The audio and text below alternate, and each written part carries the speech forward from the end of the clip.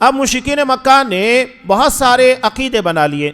مثال کے طور پر انہوں نے فرشتوں کو اللہ کی بیٹیاں قرار دیا کہ یہ اللہ کی بیٹیاں ہیں. اس کے علاوہ بھی لات، منات، عزیٰ اور بہت سارے معبودوں کے بارے میں، بتوں کے بارے میں یہ عقیدہ بنا لیا کہ یہ اللہ کے شریک ہیں یا اللہ کے یہاں ہماری سفارش کرنے والے. جو چیز اللہ کے یہاں پر ہم نہیں منوا پاتے وہ یہ منوا لیں گے، ان کے پاس اتنی طاقت ہے.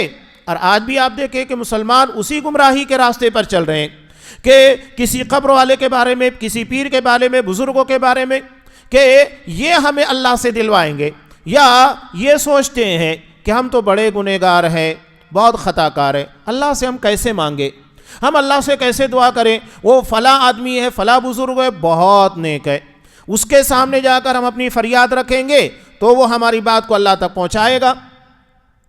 ایک طرف اللہ تبارک و تعالیٰ قرآن مجید میں کتنا واضح پیغام دے رہا ہے، قُلْ يَا عِبَادِيَ الَّذِينَ أَسْرَفُوا عَلَىٰ أَنفُسِهِمْ لَا تَقْنَطُوا مِن رَحْمَةِ اللَّهِ. اے میرے بندو جنہوں نے حد سے زیادہ گناہ کیا ہے، گناہ کے اندر اسراف کیا ہے، میری رحمت سے مایوس نہ ہو. قرآن کتنا واضح کہہ رہا ہے.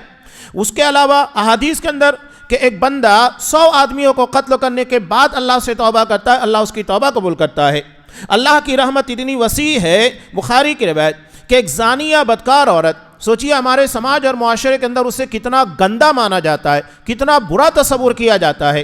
وہ زانیہ بدکار عورت جب ایک سفر میں تھی اور دوران سفر اس جگہ ایک جگہ وہ کنویں کے پر اترتی ہے پانی پینے کے لیے، تو وہ پانی پیتی ہے. وہیں پر اسے ایک کتا نظر آتا ہے جو پیاس کے مارے اپنی زبان کو باہر نکال کر ہانپ رہا تھا. اسے شدید پیاس لگی ہوئی تھی، تو اس نے اپنے چرمی موزے کے اندر پانی نکالا اور اس کتے کو پلا دیا.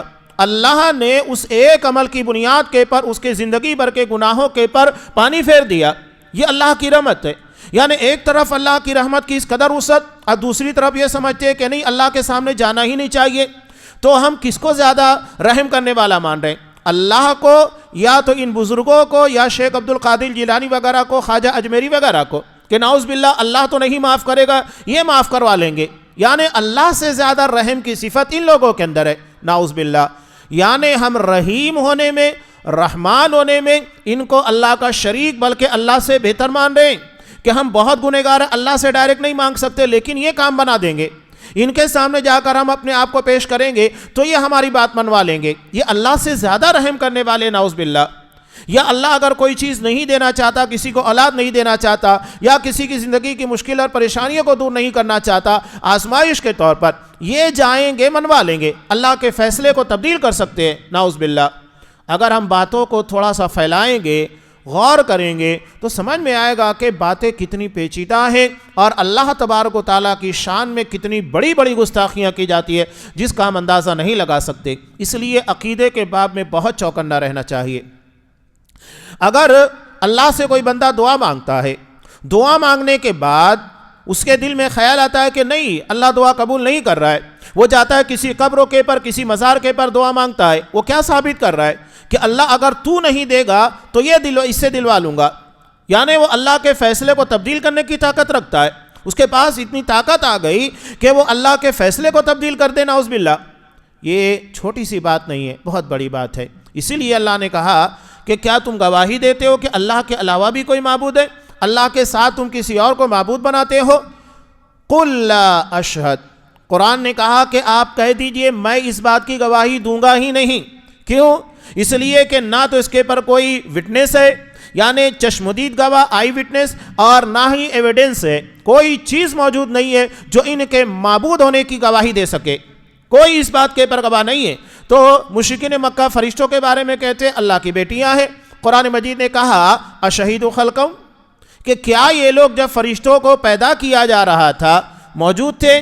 یعنی اپنی آنکھوں سے دیکھا کہ اللہ نے فرشتوں کو بیٹی کی شکلوں کے اندر پیدا کیا، تب ان کی گواہی کو قبول کیا جائے؟ یا ان کے پاس کوئی پروف ہے، ایویڈنس ہے، لاؤ پیش کرو. لیکن جب کچھ ہے ہی نہیں تو پیش کہاں سے کریں گے؟ قرآن نے گواہیوں کو طلب کیا. اسی لیے قرآن نبی کی زبان یہ کہہ رہا ہے قُلْ لَا أَشْهَدُ، کہہ دو میں تو گواہی دوں گا ہی نہیں. اس لیے کہ نہ تو میں ان چیزوں کو اپنی آنکھوں سے دیکھا ہے اور نہ ہی کوئی پروف ہے، کوئی ثبوت ہے جو ان کے معبود ہونے کی دلالت کر سکے، ثبوت فراہم کر سکے. کچھ بھی نہیں ہے. بلکہ میں کیا کہوں گا؟ قل انما هو الہ واحد، کہ تمہارا معبود صرف ایک ہی ہے، صرف اللہ ہی ہے۔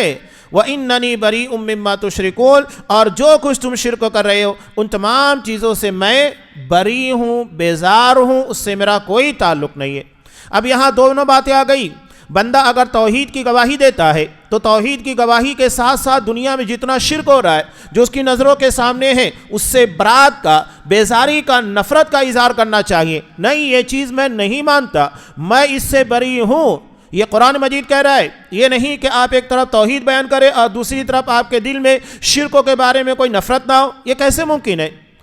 توحید اگر ہوگی تو لازمی طور کے پر شرک سے نفرت پائی جائے گی، اور اگر کوئی بندہ توحید کا دعویٰ کرنے کے بعد وہ شرک سے نفرت نہیں کرتا ہے یا جتنے شرکیہ اعمال ہو رہے ہیں ان سے نفرت نہیں کرتا ہے تو حقیقت میں اس کی توحید میں شفافیت نہیں پائی جاتی۔ توحید میں شفافیت اسی وقت پائی جائے گی جب وہ شرک کا انکار کرے گا، شرک سے نفرت کا اظہار کرے گا۔